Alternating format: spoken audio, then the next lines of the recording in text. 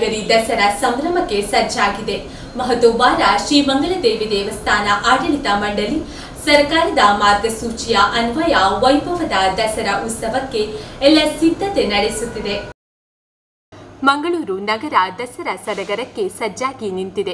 ಪ್ರತಿ ವರ್ಷ ದಸರಾ ಸಂಭ್ರಮವನ್ನು ಕಣ್ತುಂಬಿಕೊಳ್ಳಲು ಊರ ಪರವೂರ ಲಕ್ಷಾಂತರ ಭಕ್ತಾದಿಗಳು ಕಡಲ ನಗರಿಗೆ ಬಂದು ದಸರಾ ಸಂಭ್ರಮದಲ್ಲಿ ಪಾಲ್ಗೊಳ್ಳುತ್ತಾರೆ. ಆದರೆ ಈ ಬಾರಿ ಹೆಚ್ಚು ಜನ ಭಾಗವಹಿಸಲು ಅವಕಾಶ ಇಲ್ಲದಿರುವ ಕಾರಣ ಈ ಬಾರಿ ಸರ್ಕಾರದ ಮಾರ್ಗಸೂಚಿಯ ಪ್ರಕಾರ ಸಂಪ್ರದಾಯಕ್ಕೆ ಚ್ಯುತಿ ಬರದ ರೀತಿಯಲ್ಲಿ ವಿಜೃಂಭಣೆಯಿಂದ ದಸರಾವನ್ನು ಆಚರಿಸಲು ದೇವಸ್ಥಾನದ ಆಡಳಿತ ಮಂಡಳಿ ನಿರ್ಧರಿಸಿದ್ದು ಎಲ್ಲ ಸಿದ್ಧತೆಗಳು ಶುರುವಾಗಿದೆ.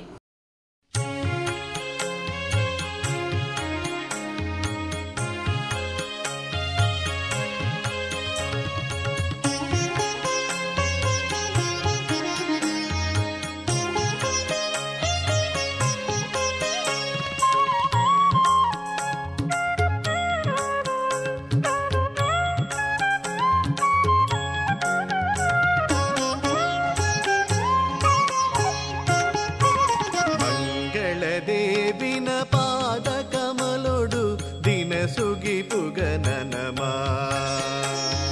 ಮಂಗಳ ದೇವಿನ ಪಾದ ಕಮಲೊಡು ದಿನ ಸುಗಿ ಪುಗನನಮ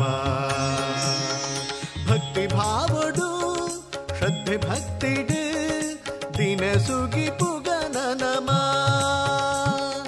ಭಕ್ತಿ ಭಾವಡು ಶ್ರದ್ಧೆ ಭಕ್ತಿಡು ದಿನ ಸುಗಿ ಪುಗನನಮ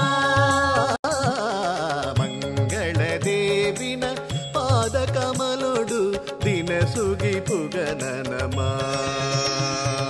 ಮಂಗಳ ದೇವಿನ ಪಾದ ಕಮಲೊಡು ದಿನ ಸುಗಿ ಪುಗನನಮ ಮಂಗಳ ದೇವಿನ ಪಾದ ಕಮಲೊಡು ದಿನ ಸುಗಿ ಪುಗನನಮ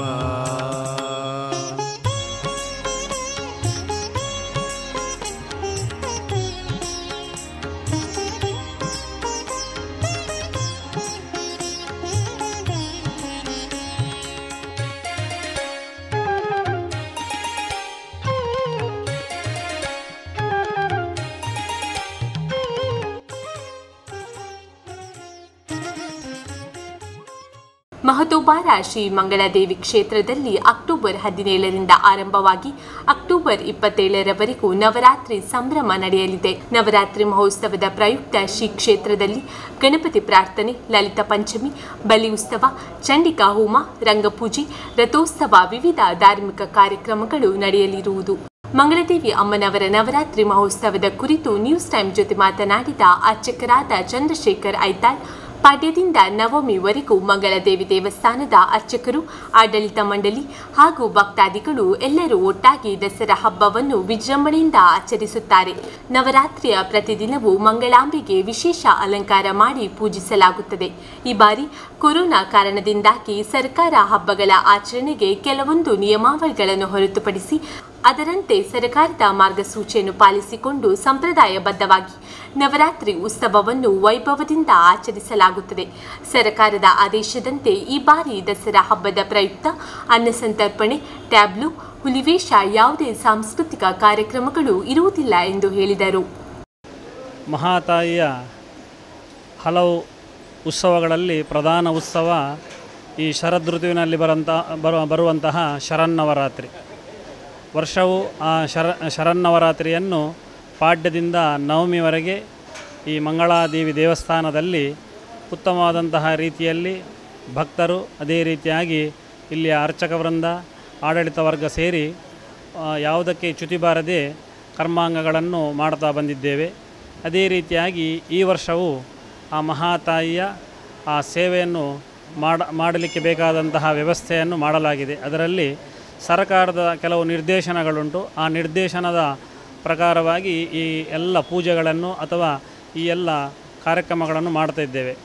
ಪ್ರತಿದಿನವೂ ಇಲ್ಲಿ ಒಂದೊಂದು ದಿವಸದ ವಿಶೇಷ ಅಲಂಕಾರಗಳು, ದುರ್ಗಾ, ಆರ್ಯ, ಭಗವತಿ, ಕೌಮಾರಿ ಹೇಳಿ ಆ 9 ದಿವಸದ ಆ 9 ವಿಧವಾದಂತಹ ಅಲಂಕಾರವನ್ನು ಮಾಡಿ ಸಾಯಂಕಾಲ ದಿವಸ ಒಂದು ಪಾಲಕಿ ಸೇವೆ ಅಂತೇಳಿ ಉಂಟು. ಆ ಪಾಲಕಿ ಸೇವೆಯನ್ನು ಮೂಲಾ ನಕ್ಷತ್ರದ ನಂತರ ರಾತ್ರಿ ಪುನಃ ರಾತ್ರಿಯ ಪೂಜೆ ಆದ ಮೇಲೆ ಉತ್ಸವವನ್ನು ಆಚರಿಸುವಂತಹ ಸಂಪ್ರದಾಯ.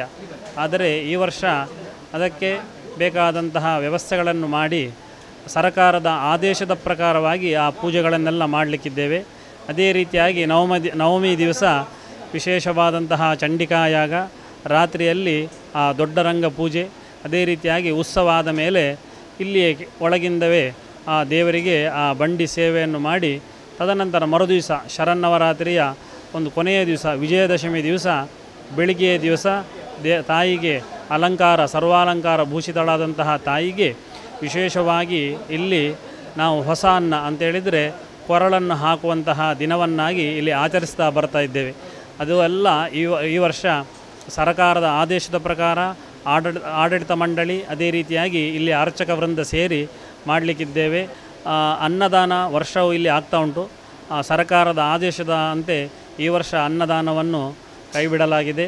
ಅದೇ ರೀತಿಯಾಗಿ ಉತ್ಸವ ಅಂತೇಳಿದರೆ ಆ ರಥೋತ್ಸವವನ್ನು ಸಹ ಯಾವುದೇ ವಿಜೃಂಭಣೆಯಿಂದ ಆಗುವಂತಹ ಯಾವುದೇ ಒಂದು ಕಾರ್ಯಕ್ಕೆ ಚ್ಯುತಿ ಬರದ ರೀತಿಯಲ್ಲಿ ಮಾಡುವುದು. ದಿವಸ ಅವಭೃತ ಸ್ನಾನ ಅಂತೇಳಿ ಇಲ್ಲಿ ಕೆಳಗೆ ನಾವು ಹೋಗಲಿಕ್ಕಿದ್ದೇವೆ. ಅಲ್ಲಿಯ ಅವಭೃತ ಸ್ನಾನಕ್ಕೂ ಸಹ ಸಂಪ್ರದಾಯದ ಪ್ರಕಾರ ಯಾವ ರೀತಿ ಪೂಜೆ ಎಲ್ಲ ಆಗ್ತದೆ ಆ ಪೂಜೆಗಳನ್ನೆಲ್ಲ ಮಾಡ್ತಾ ಇದ್ದೇವೆ. ಅದರ ಮರುದಿವಸ ಇಲ್ಲಿ ವಿಶೇಷವಾದಂತಹ ಮಂತ್ರಾಕ್ಷತೆ ಅಂತೇಳಿದರೆ ಆ ದೇವರನ್ನು ಹೊರಗೆಲ್ಲ ಕರ್ಕೊಂಡೋದ ಮೇಲೆ ಅದಕ್ಕೆ ವಿಶೇಷವಾದಂತಹ ನವಕಾಭಿಷೇಕಗಳೆಲ್ಲ ಆಗಲಿಕ್ಕುಂಟು. ಅದನ್ನೆಲ್ಲ ಆಗಿ ತದನಂತರ ಆ ಮಂತ್ರಾಕ್ಷತೆಯ ಕಾರ್ಯಕ್ರಮವು ಅದೇ ರೀತಿಯಾಗಿ ಆ ದಿವಸ ಸಾಯಂಕಾಲ ಸಾರ್ವಜನಿಕ ಸತ್ಯನಾರಾಯಣ ಪೂಜೆ ಎಲ್ಲ ಆಗಲಿಕ್ಕಿದೆ. ಆದರೆ ಭಕ್ತವೃಂದದವರು ವಿಶೇಷವಾಗಿ ಸರಕಾರದ ಸೂಚನೆಯ ಪ್ರಕಾರ ಎಲ್ಲರೂ ಮಾಸ್ಕ್ಗಳನ್ನು ಹಾಕಿಕೊಂಡು ಅದೇ ರೀತಿಯಾಗಿ ಸ್ಯಾನಿಟೈಸರ್ಗಳನ್ನೆಲ್ಲ ಹಾಕಿಕೊಂಡು ಅಂತರವನ್ನು ಕಾಯ್ದುಕೊಂಡು ಇಲ್ಲಿ ಎಲ್ಲ ವ್ಯವಸ್ಥೆಗೆ ನಮಗೆ ಸಹಕರಿಸಬೇಕು ಅಂತೇಳಿ ಆಡಳಿತ ಮಂಡಳಿ ಅರ್ಚಕ ವೃಂದದವರ ಪರವಾಗಿ ನಾವು ಕೇಳ್ತಾ ಇದ್ದೇವೆ. ದೇವಸ್ಥಾನಕ್ಕೆ ಭೇಟಿ ನೀಡುವ ಭಕ್ತಾದಿಗಳು ಸರ್ಕಾರದ ಮಾರ್ಗಸೂಚಿ ಅನ್ವಯ ಸಾಮಾಜಿಕ ಅಂತರ ಕಾಪಾಡಿಕೊಂಡು ಮಾಸ್ಕ್ ಧರಿಸಿ ತಾಯಿ ಜಗನ್ಮಾತೆಯ ದರ್ಶನ ಪಡೆಯಬೇಕು ಎಂದು ತಿಳಿಸಿದರು.